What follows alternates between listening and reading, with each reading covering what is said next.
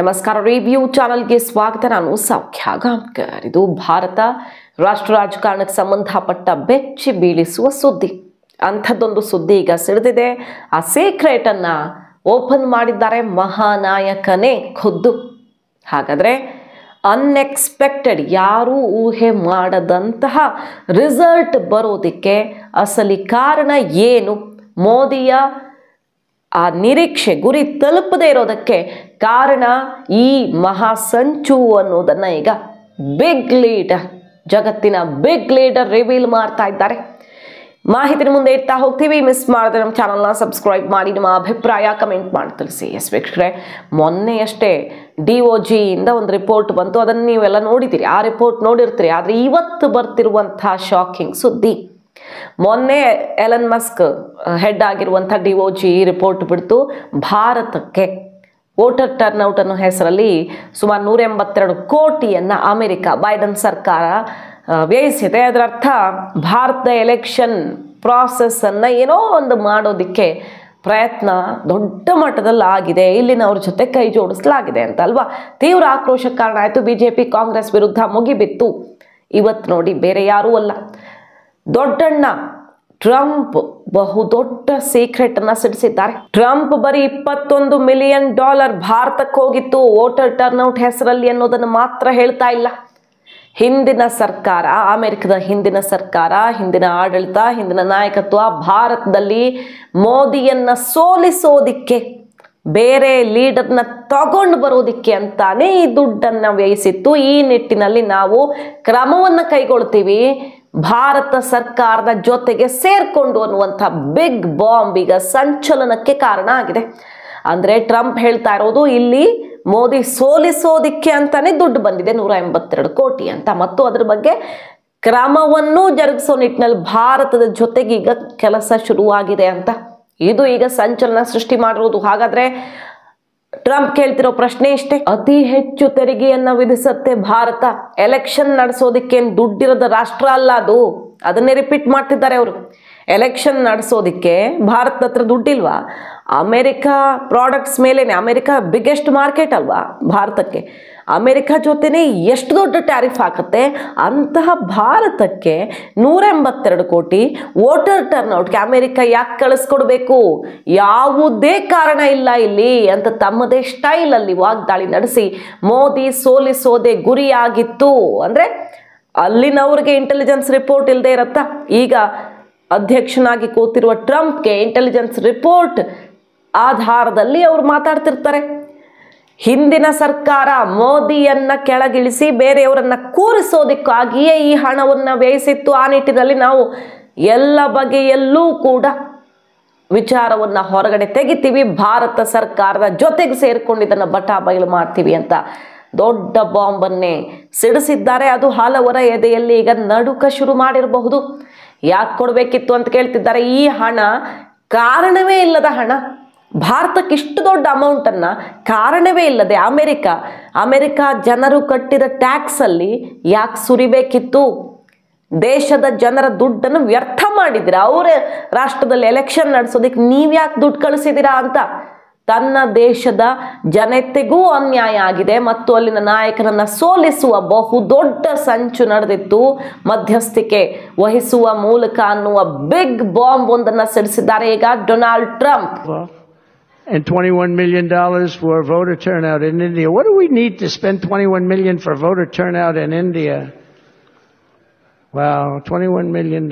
I guess they were trying to get somebody else elected. Well, we ought to tell the Indian government, because when we hear that Russia spent about $2 in our country, it was a big deal, right? They took some internet ads for $2,000. This is a total breakthrough. $21 million for India elections. ನೋಡಿ, ಈಗ ಮೊನ್ನೆ Elon Musk ಆ report ಬಿಡ್ತಾ ಇದ್ದ ಹಾಗೆ ಈ ಚರ್ಚೆ ಶುರುವಾಯಿತು. BJP ಕಾಂಗ್ರೆಸ್ನ ವಿರುದ್ಧ ಮುಗಿಬಿತ್ತು.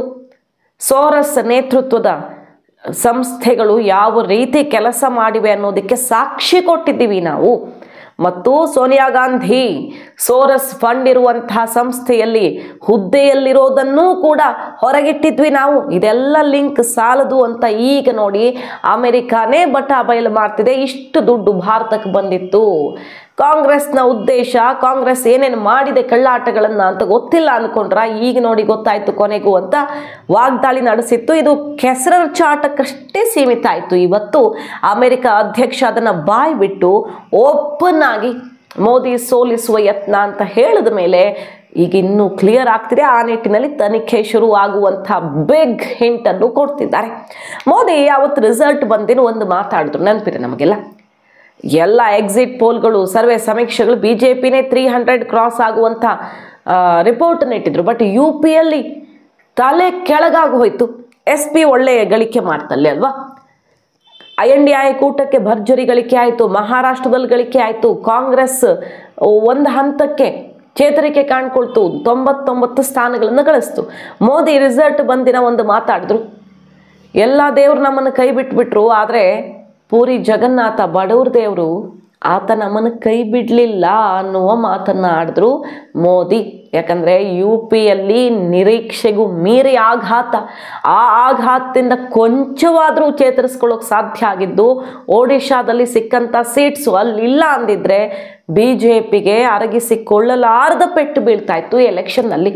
ಕೊನೆ ಪಕ್ಷ ಮೈತ್ರಿ ಆಧಾರದಲ್ಲಿ NDA ಪಕ್ಷಗಳ ಜೊತೆಗೆ ಅಧಿಕಾರಕ್ಕೆ ಏರಿದ್ರು ಮೋದಿ.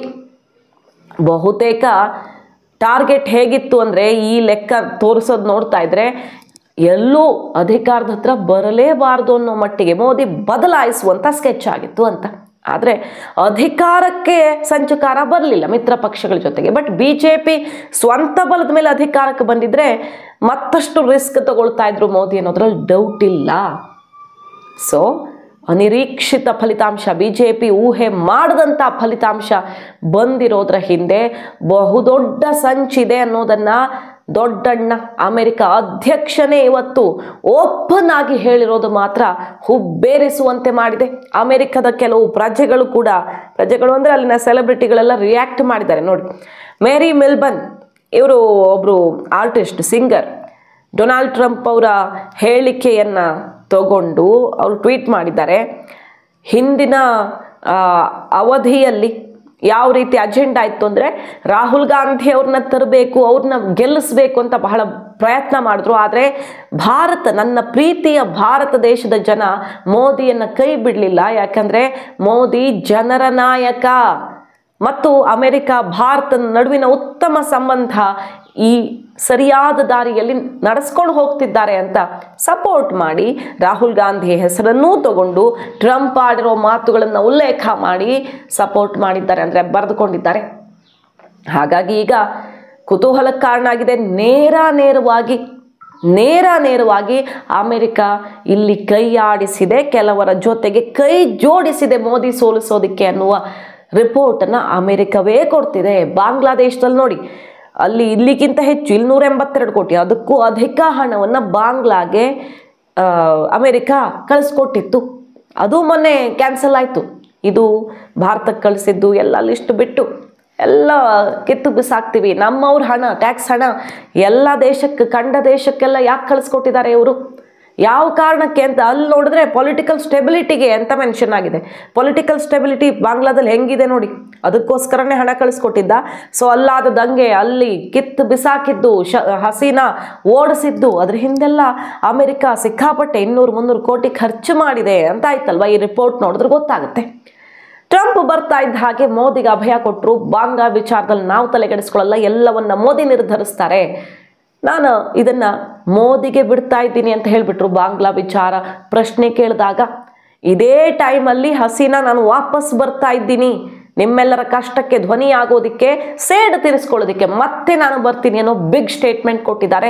ಸೊ ಬಾಂಗ್ಲಾದಲ್ಲಿ ಏನೋ ಒಂದು ದೊಡ್ಡ ಬೆಳವಣಿಗೆ ಆಗುತ್ತಾ, ಟ್ರಂಪ್ ಬಲದೊಂದಿಗೆ ಮೋದಿ ಬಿಗ್ ಸ್ಟೆಪ್ ಇಡ್ತಾರ ಅನ್ನೋ ಕುತೂಹಲಕ್ಕೂ ಕೂಡ ಕಾರಣ ಆಗಿದೆ. ಮೊನ್ನೆಯ ಅಮೆರಿಕ ವಿಸಿಟ್ ಹಲವು ಮಹತ್ವದ ಚರ್ಚೆಗಳಿಗೆ ಸಾಕ್ಷಿ ಆಯಿತು.